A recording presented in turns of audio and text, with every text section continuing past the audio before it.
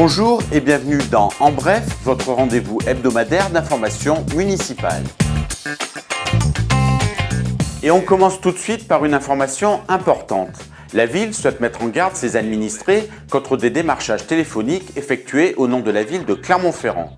La ville a en effet été informée qu'une société effectuant des contrôles antiparasitaires se présentait comme mandatée par la ville.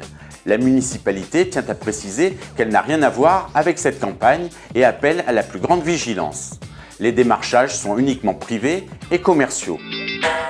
La démocratie à la lettre. Après 6 mois de mandat, il vous sera possible le vendredi 24 octobre à partir de 17h30 de poser vos questions en direct et en vidéo au maire de Clermont-Ferrand, Olivier Bianchi.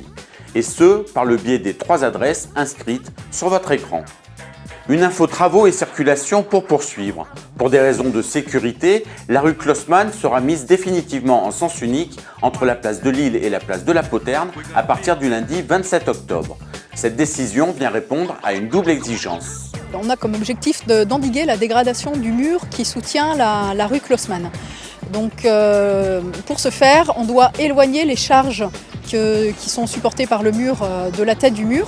On a envisagé de réduire à une seule voie de circulation la circulation sur la rue. On a fait des mesures de vitesse pour voir un peu les vitesses pratiquées sur la rue. Les vitesses les plus importantes sont les vitesses dans le sens descendant, avec un risque d'accident assez important. Cette mise en sens unique entraînera de fait un report de trafic sur la rue Montlosier. Il est donc conseillé aux automobilistes d'emprunter des itinéraires de substitution via les rues Henri Barbus et du Clos Notre-Dame et les boulevards Lavoisier et Jean-Baptiste Dumas. Où l'on reparle maintenant de l'exposition Tumulte gaulois. Pendant les vacances, le Marc et le musée Bargouin proposent 2 ateliers qui intéresseront les jeunes Clermontois aux gauloiseries diverses. Le premier, intitulé Gauloise Vintage au Marc, se déroulera le vendredi 24 octobre de 11h à 13h et de 14h à 16h.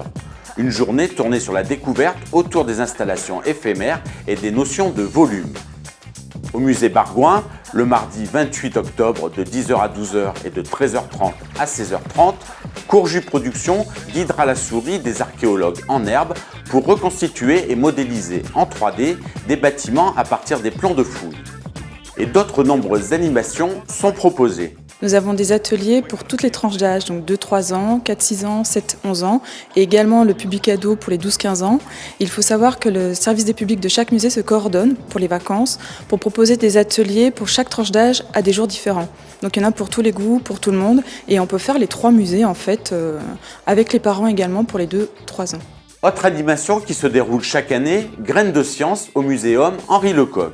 Pour les 2-3 ans, un atelier qui va être basé sur un conte, qui va leur permettre d'appréhender cette notion de grand et de petit.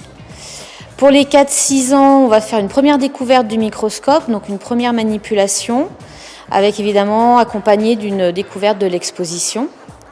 Et pour les 7-12 ans, ils vont manipuler évidemment les microscopes, ils vont faire leur préparation de lame, une découverte de l'exposition également autour des différents éléments qui nous permettent d'observer tout ce qui est petit. 2 rendez-vous maintenant concernant le CCAS. Dans le cadre des jeudis de Traces de vie, salle Georges Conchon le jeudi 30 octobre à 14h, présentation du film La Chaumière. Enfin, une conférence débat le vendredi 7 novembre à 9h30, salle Espace Rencontre au 15 rue d'Enfer sur la sensibilisation à la santé bucco-dentaire dans le cadre de la campagne de santé publique. Autre rendez-vous très attendu des amateurs d'adrénaline, mais également des enfants, la fête foraine d'automne qui se déroulera jusqu'au 23 novembre à l'espace Ernest Cristal.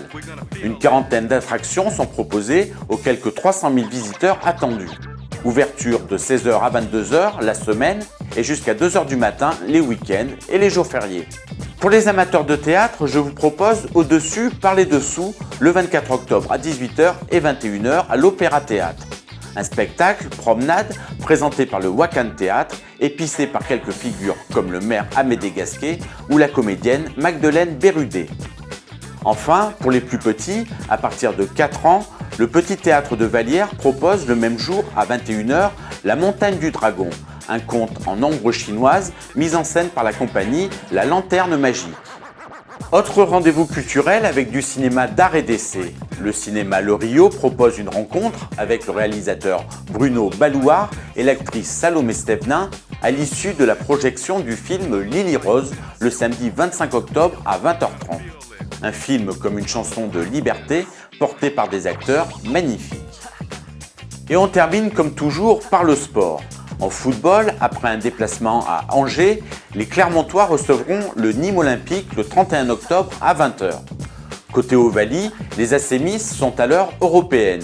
Après une défaite chez les Saracens, ils tenteront de se refaire au Michelin face à Celle le 25 octobre à 16h15. Enfin, en basket, le Stade Clermontois accueillera Toulouse Basket Club le 25 octobre à 20h au Gymnase Fleury.